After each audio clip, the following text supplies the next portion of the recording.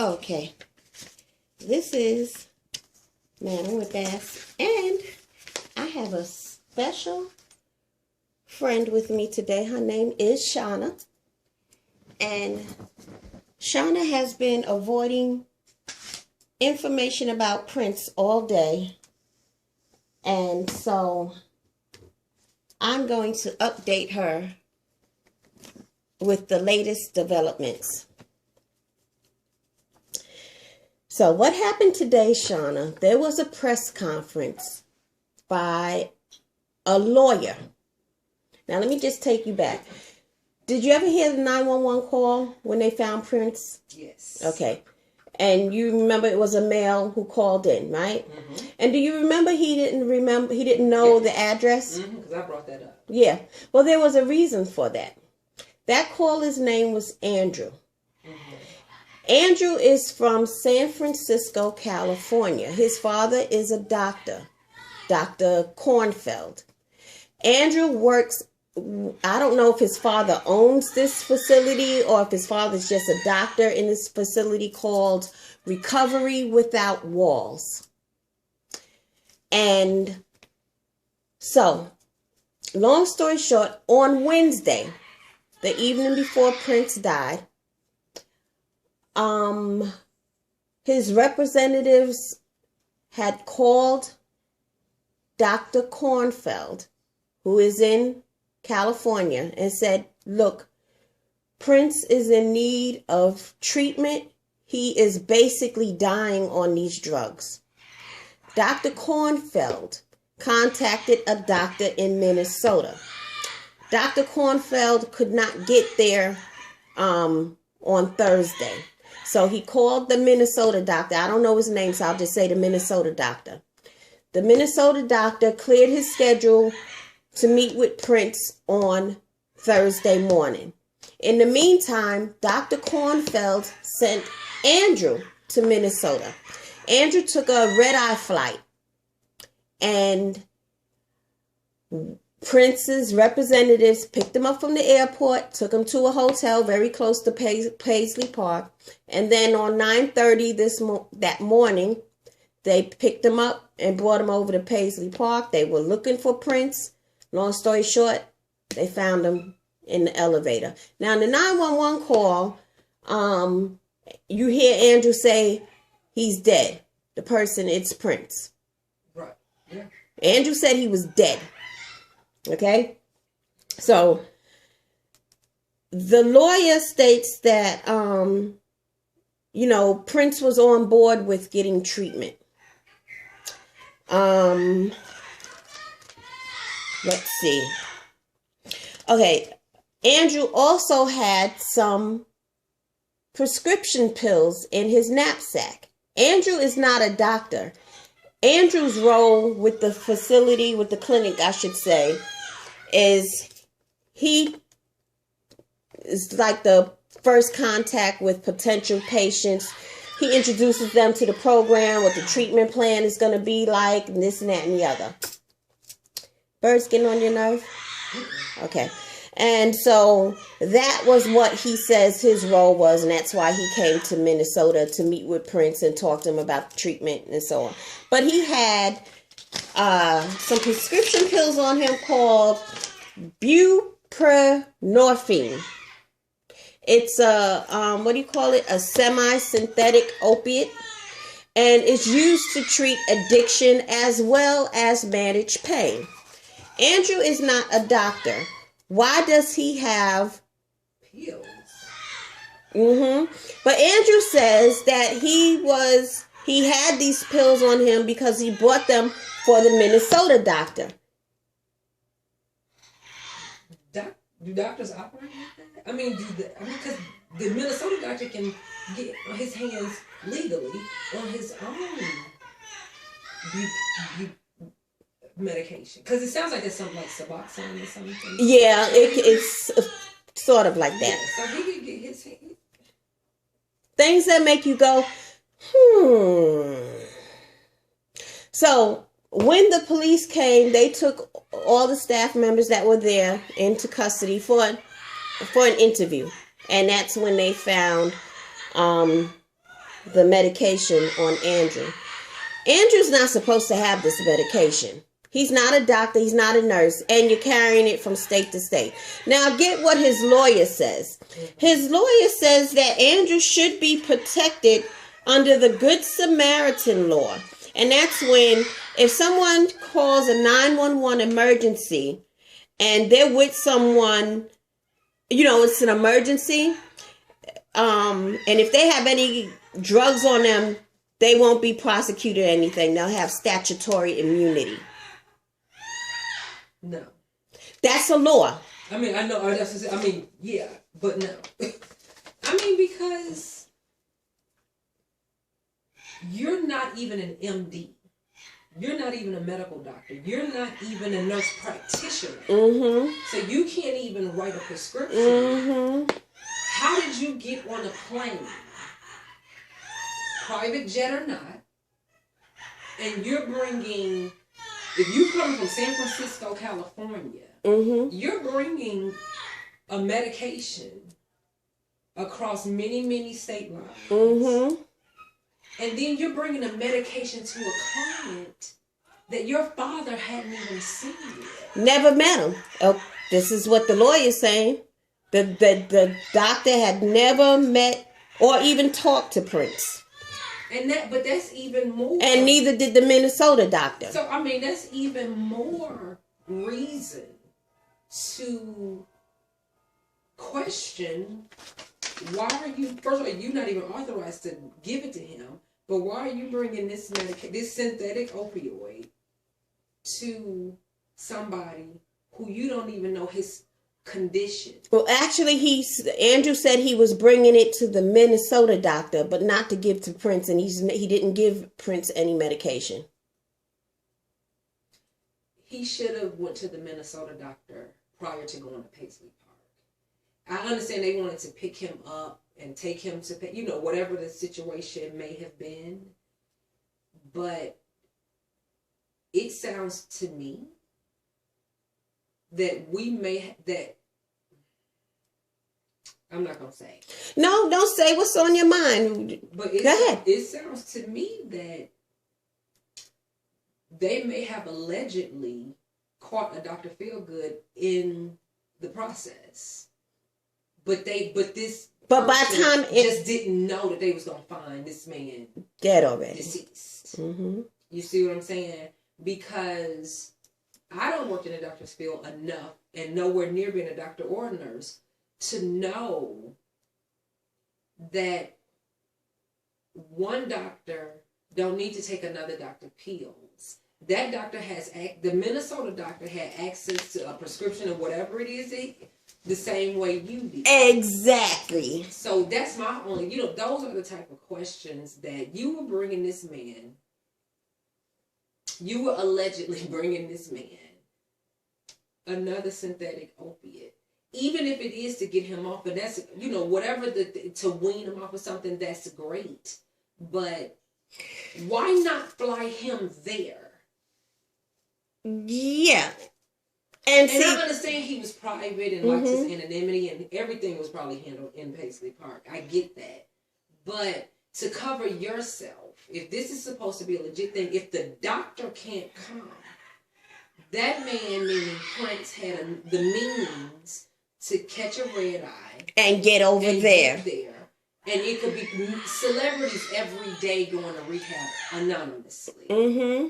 We don't hear about it till years later, months later, whenever they want to talk about their story.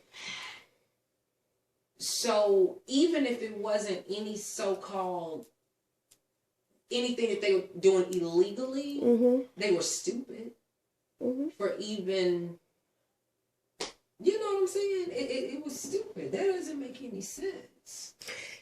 And my thing is this. If Dr. Kornfeld got a call from Prince's representatives and saying, hey, this man is in a grave medical condition, he's basically dying on these medications, why didn't this doctor say, okay, I can't get to you until Friday, but somebody needs to watch him for 24, 48 hours. Do not take your eyes off of him. If Prince was on board with getting treatment, he would have been cool with that. Why was he left alone? Or, better yet, get him to me. He need to get to the hospital. He need to get to the nearest hospital. I'm in San Francisco, California. He needs to get to the nearest, because even with the monitoring, he's asking non-medical people to monitor somebody who OD'd less than a week prior. He need, you know what I'm saying? He needs to go. That's the type of language that those doctors need to say in order to cover themselves. Now you done sent your son, who sounds to be like an intake specialist. No, he sound like an intake specialist and also a drug dealer. Exactly. You see what I'm saying? And now you know what Tika and them need to do? They need to see if there was any money exchange. You see what I'm saying? You coming to him. That's what they do. They need to see, was there any large amount of money that exited his, you know what I'm saying? So whatever. Oh, they're gonna look into those finances and see where this money was going to. And this is probably why ain't no will be produced yet. You know what I'm saying? Because this is ridiculous. It's absolutely. So now the U.S. attorney is involved, the DEA, and I already made a video last week telling folks this is about to get really crazy. It's going to be a bumpy ride. People are going to lose their licenses, and I'm thinking facilities, clinics are going to be shut down, because that particular clinic in San Francisco, it just might be a damn pill mill for all we know, and that's what it seemed like.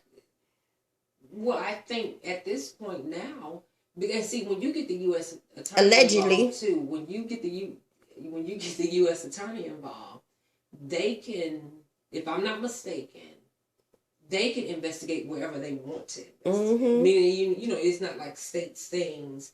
And a search warrant needs to be given on that place out in San Francisco. Oh, I'm sure they're working on it. I'm sure. And if this is like, if they're not kosher, because we don't know yet, because they could be, you know, like you said, all of this is alleged. But if they're not kosher, we may find out they had some other famous clients. You see what I'm saying?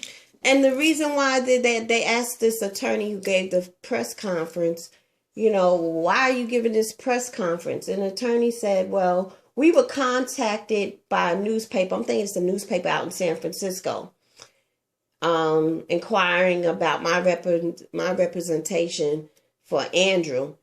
And he went on to add the information that somebody from the Minnesota Police Department, Carver County, I think, is leaking information because he never advertised that he was representing Andrew or anybody in this situation. He's been quietly retained.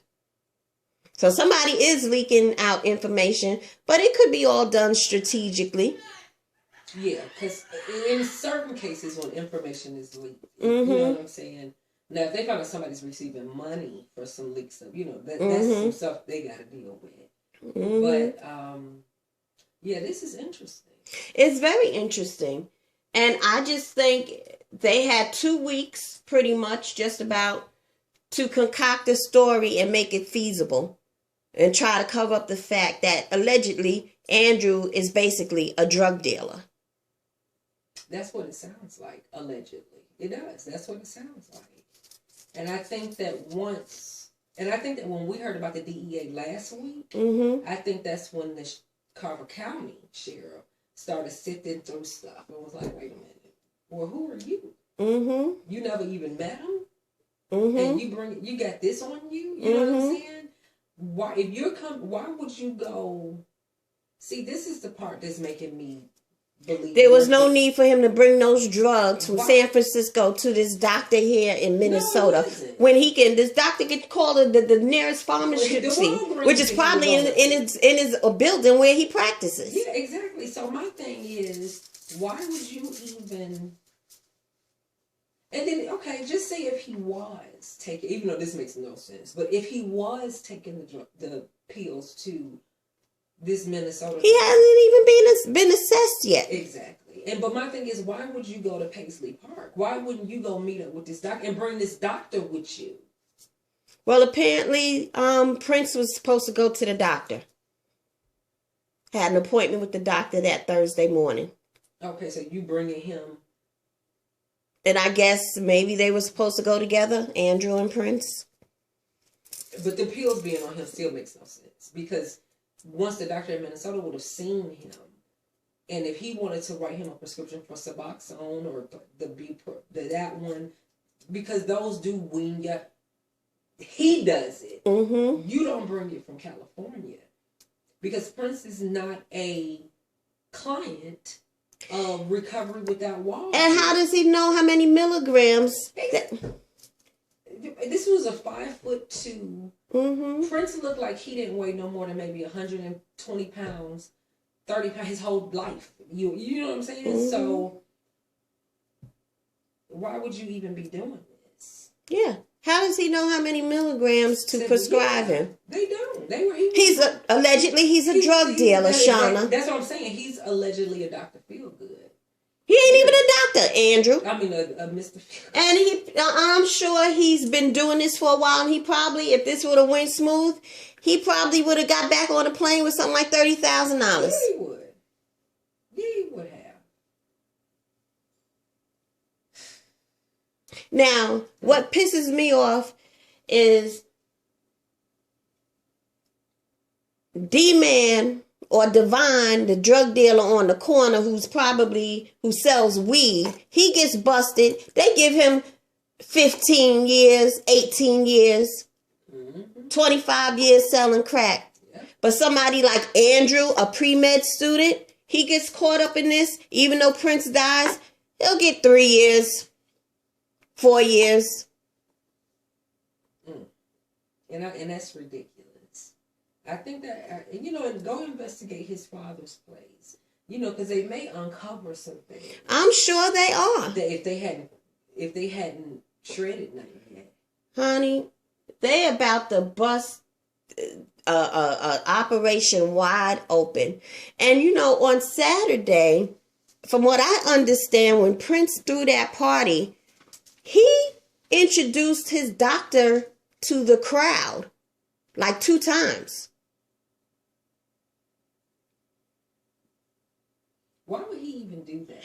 Yeah, who does that? Why would a doctor feel comfortable about getting on stage with somebody like Prince? Oh, with your doctor, you don't fraternize with your patients like that. You see them in your office and that's it. Exactly. You don't go over to their house for Christmas parties. Yeah, because that looks like you making house visits. Now, sure, it was a concert. He could have very well, or whatever he could have very well, because Prince was known to put on shows. He could have very well been, but just to be professional, I would have declined. Yeah, you don't do that. Now, if you were to invite me to a concert that's not at Paisley Park, meaning if you doing a show at Phillips Arena, mm-hmm. and you invite even as your doctor, sure, you can't invite me on stage and introduce me. Exactly. But if it was by that being at your home, and now that we know that this man had a painkiller addiction, don't look right. Come on. It does not look right. You allegedly making house calls. It's just so frustrating. We losing these big ones to this stuff. And nobody's getting them help the right way. Mm-hmm. And, this is Prince. So, unfortunately, I don't mean to say unfortunately. What I'm trying to say, this happens to the average Joe and whoever every day. Dying, dropping dead like flies the same way. And nothing is being done about it. There's no laws being changed or anything. But unfortunately, it takes somebody like Prince to tragically leave us in this fashion for things to be changed. We getting ready to see some new laws. I hope so too. I'm sorry that Prince is like the poster boy for this now. And you know what? What's about to happen should have took place when we lost Michael. Yes, it should be really. Yeah, because that was a bit of a more an extreme case. It seems. That's even worse than Prince. Yeah, but so far as what we can see, but you know so far, really. I can't imagine what can be worse than Michael Jackson. Yeah, going under at night. And that was illegal to even have that in his home. Yeah, the propofol was not supposed to leave the walls of an operating room. Exactly. But at the end of the day, with Prince and Mike, I can't really speak on Whitney because of her history of illicit drug use. Yeah, so well, Whitney was just doing, exactly. You know. That's a different situation. But with street drugs. We're talking about prescription medication. With them two, you know, get him if you can. If his assistants, and we're back on Prince now, if his assistants were getting him help, that, and I hate to put anything on them, blame them, because I'm sure they were getting instructed by Prince I want it to be handled this way. I'm sure, and you do what your boss tell you to do, but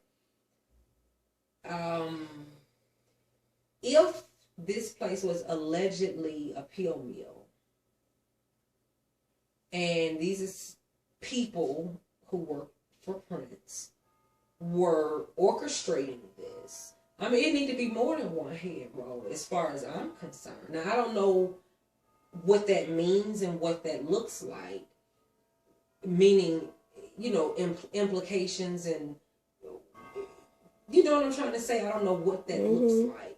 But if I was going out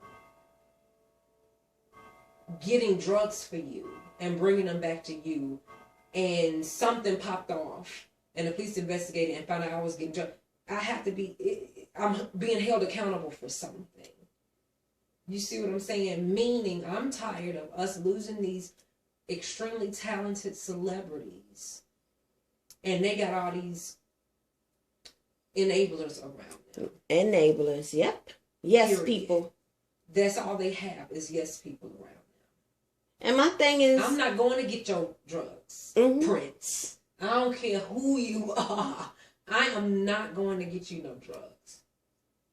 Now, if you need some cough medicine because you're sick, if I'm your assistant, if you need me to go pick up some ibuprofen, fine. But I'm not gonna feed a habit. I'm not gonna do it.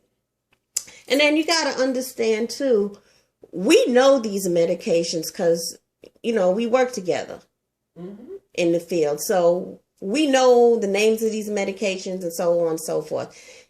The people around him probably don't. They wouldn't know what's a hard opiate prescription medication. That's true. Unless they worked in the field. Yeah. I didn't know about it until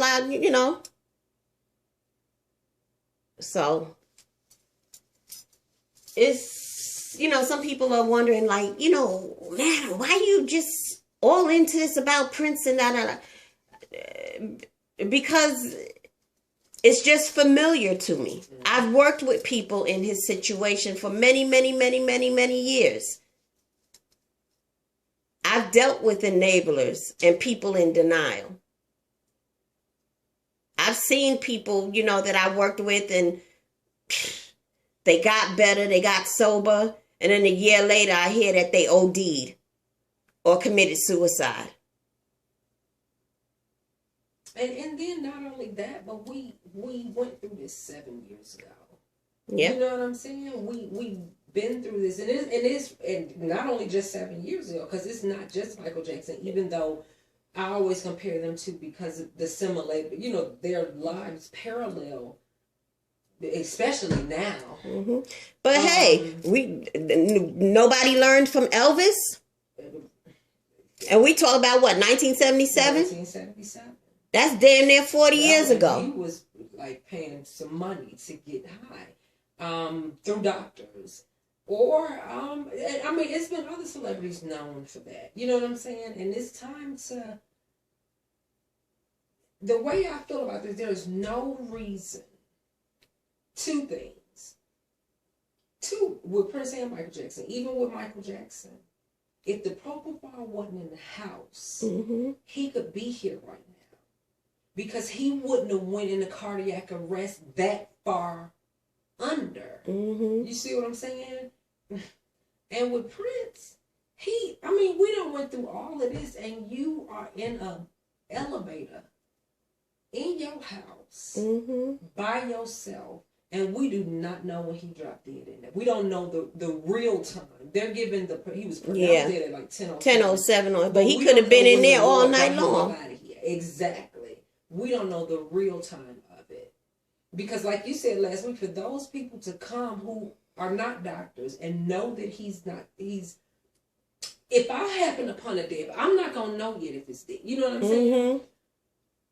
You know, there's no telling how long he was laying there. And then, like you said, after what he went through the week before with the coming from Atlanta, he should not have been out of anybody's sight. And matter of fact, after that OD scare, he should have been in somebody's clinic or facility within hours. Exactly. If he didn't want to stay in that small town Illinois hospital. We can go back to Minneapolis, but I need you to check yourself. Yeah. Or if you don't want to do it in Minneapolis, because everybody knows here. Exactly. We can go to Mississippi. We can go to Montana. We going somewhere today. Exactly. And for him to have been left alone, because he obviously was not. He was obviously taking more than what he should have been taking. You know what? He couldn't have died like that on my watch. It's sad. It would not have happened. He'd still be here under my watch. It's sad. Because I wouldn't have took my fucking eyes off of him until he was in rehab somewhere. Yeah, I'd be like, I mean, you almost died last week. I can't. You know what I'm saying? It just makes no sense. And if this Dr. Kornfeld, who's this great doctor who deals with pain management and addiction to prescription pills, and you get a call, hey, this is Prince. He's dying on these drugs. Why would you send drugs with your son? You know what I'm saying? To somebody that you haven't checked out yet, you haven't seen yet. Why wasn't the directive, if that's the case, although it doesn't make sense, but still, why wasn't the directive, no matter what you do, have somebody with him 24/7 until he gets to the office or whatever? Right. He is not to be left alone by himself. If he goes to the bathroom, you stand there and watch him piss.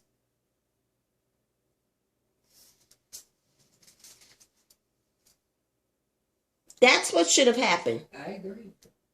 And for this to be a doctor and that wasn't a directive, nah, y'all are fishy. And then wait a minute. Let's bring this to when the people out in San Francisco got the call. Now I'm sure they don't probably keep up with celebrity news and nothing. But as a doc, I would need to research some things. And if I would have found out, if I was researching and then found out about Moline, Illinois, it wouldn't have went down like that. And I'm sure whoever called him had told him, look, he almost OD'd. Yeah, it wouldn't have. No. 6 days ago. It wouldn't have went down like that. That's just protecting yourself. So-called Dr. Feel Good or not. I would have been like, no, I can't touch. If I was doing something illegal, I can't touch this one, because it's all his problem is all kind of public. You see what I'm saying? In a sense, we didn't. Okay, I take that back. It wasn't, because it was reported he had the flu. That he had the flu. You see what I'm saying? So you know, it ain't like it was not reported then that he had the overdose, or you know, but they, like you said, they should have told him that over the phone though. Be like, he almost OD'd on the 15th of April. So. And maybe they did. Maybe they did tell him. But yet, you know. Look, I may be wrong, but my final conclusion is this. This doctor and his son, they stink like rats. They're just allegedly, Dr. Kornfeld ain't nothing but a drug dealer with a medical license. And it's many, many of those.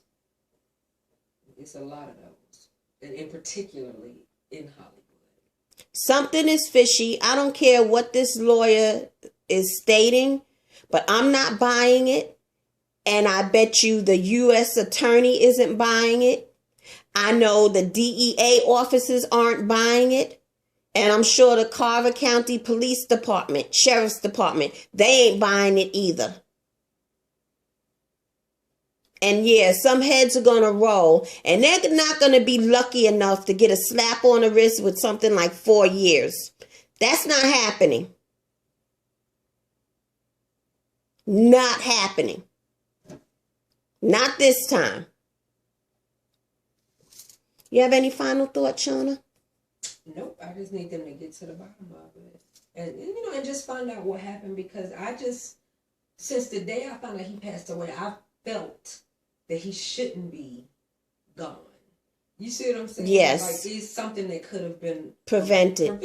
You know, and it's just, and now that all of this stuff is coming out, it's even more, I think, it's going to come out that is going to like floor me. It's going to piss me off. I knew from the beginning I was going to be pissed off about his death. And if he had to go, I'd rather he have AIDS, cancer, if you know what I'm saying, a stroke, anything. Something that we had no control over. Exactly. Because that's the same way I felt, even after Michael Jackson. That could have been prevented. Yep. Elvis could have been prevented. You know what I'm saying? Jimi Hendrix could have been prevented. You know, and I don't know if Elvis had other medical problems going on. I can't remember. But still, you know, like you said, it was something. And then but not only that, but it wasn't even just fully self. It wasn't just Prince over in the corner and nobody knowing he. It was people involved that, you know what I'm saying? That's the part that, you know, is bothering me, and that's something that Arsenio Hall and Jesse Johnson was like, because Arsenio Hall ended up saying the same thing Jesse Johnson said, just about him dying. You know, that was their friend, and that he died completely alone in a damn elevator, probably thinking he about to go up there and go to bed or come down and go in the studio, whatever, because we don't know what time he died. You know, and that's the part that's just so, you know, somebody who done traveled this world 1,000,000 times over, performed in front of hundreds of thousands of people, and when you take your last breath, you can hear a pin drop. You know, it's just so, you know, it's just so unfortunate. And it was obviously his time to leave up out of here. But if those people in San Francisco and anybody else